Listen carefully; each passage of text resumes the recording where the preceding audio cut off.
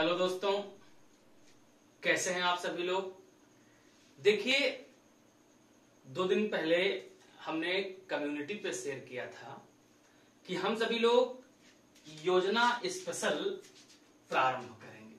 यानी हम लोग ये पढ़ना शुरू करेंगे कि भारत सरकार के द्वारा, राज्य सरकार के द्वारा जो महत्वपूर्ण योजनाएं चलाई जा रही, वो किसी भी सेक्टर में हो, हर एक सेक्टर की जो महत्वपूर्ण योजनाएं हैं उन सारी योजनाओं के बारे में हम लोग ब्रीफ में स्टडी करेंगे। बहुत ज्यादा डिटेल में नहीं जाएंगे, लेकिन इतनी जानकारी जरूर एकत्र करेंगे कि कौन सी मिनिस्ट्री चला रही है, पर्पज उसका क्या है, कब चलाई गई है, कितने लोगों को कवर कर रही है, कितने एज वालों को कवर कर रही है। इन सबसे जुड़ी हुई सारे मुद्दों पे हम लोग चर्चा कर लेंगे। सबसे पहले हम लोग शुरुआत करते हैं हेल्थ से जुड़े हुए स्कीम्स की। और आज जिस स्कीम के बारे में हम लोग चर्चा करेंगे उसका नाम है, एक पहल है, एक इनिशिएटिव है गवर्नमेंट का, यूनियन गवर्नमेंट का, और उस इनिशिएटिव का नाम है उम्मीद। हिंदी में बोलेंगे उम्मीद पहल। और जो उम्मीद पहल है, उम्मीद इनिशिएटिव है, इस उम्मीद इनिशिएटिव को स्टार्ट किया गया है डॉक्टर हर्षवर्धन के द्वारा। किसके द्वारा शुरुआत किया गया है? तो इसकी शुरुआत की गई डॉक्टर हर्षवर्धन के द्वारा। और आप सबको पता है कि जो डॉक्टर हर्षवर्धन है, ये विज्ञान और प्रौद्योगिकी मंत्रालय के मंत्री हैं। तो विज्ञान और प्रौद्योगिकी मंत्रालय के द्वारा,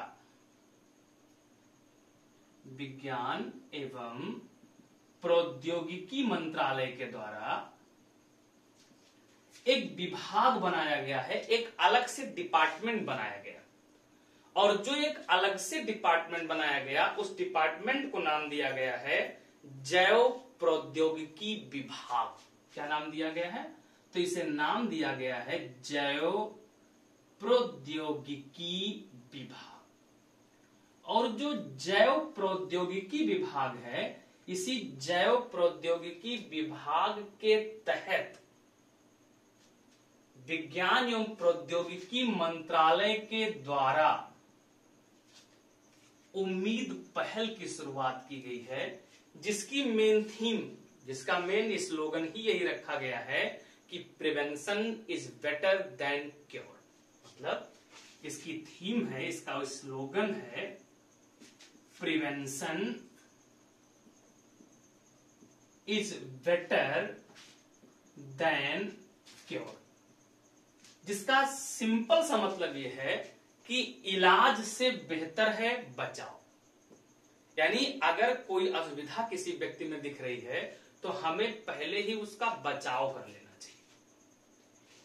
तो इसी के तहत prevention is better than cure के स्लोगन के तहत जो उम्मीद की शुरुआत की गई है, इसका मेन ऑब्जेक्टिव है कि जो इनहेरिटेड डिसऑर्डर होते हैं, खास करके फीमेल में और बच्चों में, इनका चेकअप किया जाए, लोगों को इसके बारे में जागरूक किया जाए और अस्पतालों में इसकी जांच की व्यवस्था सुनिश्चित की जानी चाहिए। जो उम्मीद है, हम उम्मीद करते हैं कि आपको समझ में आ रहा होगा। उम्मीद का पूरा नाम क्या है? तो उम्मीद का पूरा नाम है unique method of management and treatment of inherited disorder. यानी इसका पूरा नाम क्या है? उम्मीद का पूरा नाम बन गया unique method of management and treatment of inherited disorder. ये बात समझ में आया? तो अब इसका ऑब्जेक्टिव क्या है? इसके ऑब्जेक्टिव के बारे में हम लोग चर्चा करते हैं। इसके उद्देश्य हैं, देखिए, इसमें सबसे पहले तो ऑब्जेक्टिव क्या होगा, अभी मैंने आपको बताया कि जो प्रेग्नेंट वीमेन हैं और जो बच्चे हैं, उनमें आनुवांशिक विकार की पहले से जांच करनी, डायग्नोसिस करना है, और जांच करने के बाद उसका ट्रीटमेंट करना है। इसलिए देखो, नाम में ही हम लोगों ने लिखा है कि यूनिक मेथड रखा गया है। एक अद्वितीय तरीका लगाया गया है प्रबंधन का। और क्या करना है इसमें, तो ट्रीटमेंट करना है किसका, इनहेरिटेड डिसऑर्डर का। इनहेरिटेड डिसऑर्डर का मतलब हो गया आनुवांशिक विकार का। क्या करना है, उपचार करना है। तो इसके लिए सरकार ने अपने ऑब्जेक्टिव में पहले ही ये डिसाइड किया है कि जो हम उम्मीद पहल शुरू करेंगे, इसके तहत सरकार ने निदान सेंटर बनाया। क्या बनाया जाएगा, तो निदान सेंटर बनाए जाएंगे। निदान सेंटर का मतलब है कि एक ऐसा हॉस्पिटल जिस हॉस्पिटल में इनहेरिटेड डिसऑर्डर से जुड़ी हुई सारी फैसिलिटी उपलब्ध कराई जाएगी। जो निदान है, इस निदान का मतलब होता है, इस निदान का उद्देश्य क्या है, तो चेकअप करना है, डायग्नोसिस करना है, ट्रीटमेंट करना है। और निदान का पूरा नाम है नेशनल इनहेरिटेड डिजीज एडमिनिस्ट्रेशन। क्या है पूरा नाम, तो निदान का पूरा नाम है नेशनल इनहेरिटेड डिजीज एडमिनिस्ट्रेशन। निदान, कुछ ज्यादा इसमें सोचने का मतलब नहीं है। निदान का मतलब कोई हॉस्पिटल जिसको निदान की श्रेणी में रखा जाएगा, यानी वो हॉस्पिटल इनहेरिटेड डिसऑर्डर से जुड़े हुए सारे कार्य करेगा। पहले चरण में, पहले स्टेज में सरकार के द्वारा कुल 5 निदान सेंटर बनाए गए। यानी कुल कितने निदान केंद्र बनाए गए हैं, तो पहले चरण में कुल 5 निदान केंद्र बनाए गए। ये जो 5 निदान केंद्र बनाए गए हैं, ये कौन कौन से हैं, इसको हम लोग अगर याद करें, 5 केंद्र बनाए गए हैं। इसमें सबसे पहला केंद्र है, तो सबसे पहला केंद्र निदान केंद्र के तौर पे बनाया गया है। इसमें आएगा, पहला सेंटर है अखिल भारतीय आयुर्विज्ञान संस्थान। पूरा नाम क्या लिखा, अखिल भारतीय आयुर्विज्ञान संस्थान। कहां का, जोधपुर। जोधपुर कहां, राजस्थान। तो पहला निदान केंद्र, मतलब एक निदान 5 में से एक कौन हो गया, अखिल भारतीय आयुर्विज्ञान संस्थान जोधपुर। उसके बाद जो दूसरा निदान केंद्र बनाया गया है, दूसरा निदान केंद्र है Lady Hardinge Medical College. Lady Hardinge Medical College, Delhi. जो तीसरा निदान केंद्र बनाया गया है, ये तीसरा निदान केंद्र है Army hospital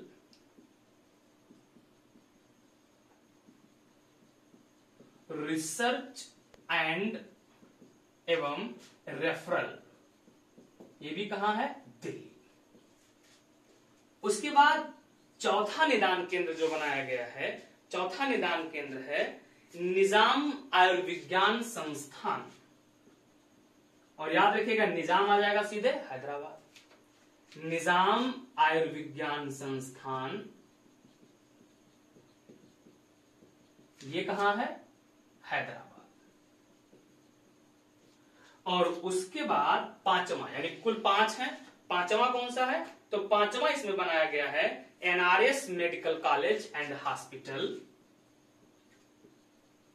NRS medical college and hospital, पूरा नाम क्या लिखा, NRS medical college and hospital. कहां है ये, कोलकाता। याद रखिएगा, इंपॉर्टेंट फैक्ट है, पूछ सकता। कुल कितने निदान केंद्र बनाए गए, 5। निदान का मतलब नेशनल इनहेरिटेड डिजीज एडमिनिस्ट्रेशन।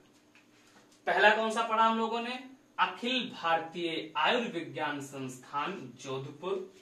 दूसरा है Lady Hardinge Medical College Delhi. तीसरा है Army Hospital Research and Referral, ये कहां है, दिल्ली। चौथा है निजाम आयुर्विज्ञान संस्थान हैदराबाद। उसके बाद कौन सा है, NRS medical college and hospital Kolkata. अभी हम लोगों ने एकदम ध्यान दीजिएगा, अभी हम लोगों ने डिस्कस किया कि जो निदान केंद्र होंगे, इन निदान केंद्रों का काम क्या होगा, तो ये परामर्श के साथ साथ क्या करेंगे, तो प्रसव पूर्व चिकित्सा। इसके अलावा इनका काम क्या होगा, तो प्रबंधन, और प्रबंधन के अलावा इनका काम होगा सभी विषयों से संबंधित देखभाल करना और लोगों के मन में, लोगों के अंदर इनहेरिटेड डिसऑर्डर से जुड़ी हुई जागरूकता को फैलाना। अब जो निदान केंद्र बनाए जाएंगे उनका काम क्या होगा कि जो एस्पिरेशनल डिस्ट्रिक्ट्स हैं, एस्पिरेशनल डिस्ट्रिक्ट्स का मतलब हो गया आकांक्षी जिले, तो जो आकांक्षी जिले हैं उन आकांक्षी जिलों में इनका काम होगा कि वहां की प्रेग्नेंट विमेन, गर्भवती महिलाओं और इसके साथ साथ नवजात शिशुओं की जांच करना है। यानी जो प्रेग्नेंट विमेन है, जो नवजात शिशु हैं, छोटे बच्चे हैं, इन दोनों लोगों में आनुवांशिक बीमारियों की जांच करना है, उसका डायग्नोसिस करना है। तो पहले चरण में जहां निदान केंद्र 5 बनाए गए हैं, वहीं एस्पिरेशनल डिस्ट्रिक्ट्स कुल 7 चुने गए। यानी इसमें पहले चरण में कुल कितने आकांक्षी जिले बनाए गए हैं, 7 आकांक्षी जिले बनाए गए। 7 आकांक्षी जिलों में एक सबसे खास बात आपको याद रखना है, क्या याद रखना है कि इसमें अपने यूपी का श्रावस्ती भी शामिल है। चलिए हम 7 डिस्कस कर लेते हैं। देखिए जो 7 जिले हैं, इन 7 जिलों में पहला जिला है, फर्स्ट डिस्ट्रिक्ट मेवात, और मेवात जिला है हरियाणा। उसके बाद दूसरा है हरिद्वार। हरिद्वार कहां का, उत्तराखंड। ये आपके लिए बहुत इंपॉर्टेंट है कि उम्मीद में यूपी का कौन सा जिला शामिल है, श्रावस्ती। श्रावस्ती कहां, उत्तर प्रदेश। उसके बाद अगला है नरदुर्वार। नरदुर्वार कहां का है, महाराष्ट्र। उसके बाद अगला जिला है वाशिम। वाशिम भी कहां का है, महाराष्ट्र। उसके बाद जो अगला जिला शामिल है, अगला जिला शामिल है इसमें यादगीर, और यादगीर कहां का है, कर्नाटका। और अगला जिला जो शामिल है रांची, कहां है, झारखंड। यानी याद रखिएगा कुल कितने जिले शामिल हो गए, 7 जिले शामिल हैं। और इन 7 जिलों में हम लोगों ने पढ़ लिया है, पहला जिला कौन सा, मेवात हरियाणा, हरिद्वार उत्तराखंड, श्रावस्ती यही इंपॉर्टेंट है ज्यादा, उत्तर प्रदेश, नरदुर्वार महाराष्ट्र, वाशिम महाराष्ट्र, यादगीर कर्नाटक, और रांची कहां, तो रांची झारखंड। ये एस्पिरेशनल डिस्ट्रिक्ट हैं, आकांक्षी जिले हैं, जो किसमें शामिल हैं, जो उम्मीद पहल में शामिल किए गए। अब जितने भी आकांक्षी जिले हैं, इन आकांक्षी जिलों में जो हॉस्पिटल होगा, जो यहाँ का डिस्ट्रिक्ट हॉस्पिटल होगा, उन सारे डिस्ट्रिक्ट हॉस्पिटल में ये पहल शुरू की गई है कि प्रत्येक डिस्ट्रिक्ट हॉस्पिटल में प्रतिवर्ष 10,000 प्रेग्नेंट विमेन और 5,000 नवजात शिशु, यानी प्रेग्नेंट विमेन कितनी, 10,000, और नवजात शिशु कितने, 5,000 के आनुवांशिक बीमारियों की जांच की जाएगी। याद रख पाएंगे, हर साल कितना, 10,000 प्रेग्नेंट विमेन और 5,000 नवजात शिशुओं की प्रतिवर्ष जो उनकी आनुवांशिक बीमारी है और जो डिजीज है उनकी जांच की जाएगी। अब इसका इंपॉर्टेंस क्या है, तो एक सबसे खास इंपॉर्टेंस आपको उम्मीद पहल का याद रखना है, और सबसे खास इंपॉर्टेंस इसमें आपको उम्मीद पहल का जो याद रखना है वो ये है कि हमारी सरकार के द्वारा राष्ट्रीय स्वास्थ्य नीति 2017 में शुरू की गई थी। कौन सी नीति, राष्ट्रीय स्वास्थ्य नीति 2017 के जो टारगेट है, उन टारगेट में इनहेरिटेड डिसऑर्डर को कम करना है। अगर उम्मीद पहल सरकार की उम्मीद पर खरा उतरती है तो राष्ट्रीय स्वास्थ्य नीति 2017 के लक्ष्य को प्राप्त करने में सरकार को बहुत ही आसानी हो जाएगी, बहुत सुगमता हो जाएगी। अब आपका होमवर्क क्या है, आपका गृह कार्य ये है कि आप लोग आराम से बैठ करके राष्ट्रीय स्वास्थ्य नीति है क्या, what is national health policy, इसमें कौन कौन से टारगेट हैं, ये आप लोग तैयार करें और अगली क्लास में हम लोग राष्ट्रीय स्वास्थ्य नीति के बारे में चर्चा करेंगे। दूसरा इसका महत्व क्या है, दूसरा इसका मेन महत्व यह है, मेन टारगेट यह है कि हमारी सरकार के द्वारा जब निःशुल्क जांच की व्यवस्था उपलब्ध करा दी जाएगी, जब फ्री डायग्नोसिस होने लगेगा, तो निःशुल्क जांच हो जाने से जो गरीब तबके से जुड़े हुए लोग हैं स्वास्थ्य तक उनकी भी पहुंच सुनिश्चित हो जाएगी। और इससे जो गरीब तबके में बीमारियां फैलती हैं, जो जेनेटिक बीमारियां फैलती हैं, इससे भी लोगों को निजात मिलेगा, क्योंकि डायग्नोसिस अगर समय से हो जाएगा तो उपचार आसानी से उनका हो जाएगा, इलाज आसानी से उनका हो जाएगा। तीसरी खास बात इसका महत्व क्या है, तो तीसरा मेन महत्व इसका यह है कि हमारे यहां सरकार के द्वारा यह प्रयास किया जा रहा है कि जो बायोकेमिकल जेनेटिक्स, जो जैव रासायनिक बायोकेमिकल जेनेटिक्स है, आनुवांशिकी है, बायोकेमिकल जेनेटिक्स जैव रासायनिक आनुवांशिकी के लिए, आणविक आनुवांशिकी मॉलिक्यूलर जेनेटिक्स के लिए, मॉलिक्यूलर जेनेटिक्स आनुवांशिक आणविक आनुवांशिक के लिए, इन दोनों के लिए सरकार ये उपचार कर रही है कि इन सारे क्षेत्रों में जो चिकित्सकों की कमी है, जो डॉक्टरों की कमी है, अगर इसमें लोगों को ट्रेन किया जाएगा तो डॉक्टर हर एक क्षेत्र में, चाहे वो बायोकेमिकल जेनेटिक्स का क्षेत्र हो, चाहे वो मॉलिक्यूलर जेनेटिक्स का क्षेत्र हो, यानी कोई भी जेनेटिक डिसऑर्डर से जुड़ी हुई समस्या है तो उसके लिए कुशल विशेषज्ञ, कुशल चिकित्सक उपलब्ध हो जाएंगे और हर हॉस्पिटल में, हर अस्पताल में इनकी उपलब्धता उपलब्ध करा दी जाएगी। ये बात समझ में आया? तो ये साहब किससे जुड़ा हुआ मुद्दा हो गया? जेनेटिक्स से। और किससे जुड़ा हो गया? उम्मीद से। अब इसका जो पीडीएफ फॉर्मेट है वो आपको study with Ashish sir YouTube channel पे भी मिल जाएगा, और खास करके आप लोग टेलीग्राम ऐप ज्वाइन कीजिए। स्टडी विद आशीष सर नाम से ही टेलीग्राम भी है, वहां पर आपको इसका पीडीएफ उपलब्ध हो जाएगा, जहां से आप इसको पढ़ सकते हैं। हैंड राइटिंग में लिखा हुआ आपको पीडीएफ उपलब्ध करा देंगे। ये बात समझ में आया? तो आज पहली योजना जो हम लोगों ने पढ़ लिया वो उम्मीद पहल है। हम उम्मीद करते हैं कि आपको समझ में जरूर आया होगा। आज यहीं तक, बहुत बहुत धन्यवाद। Thank you. जय हिंद।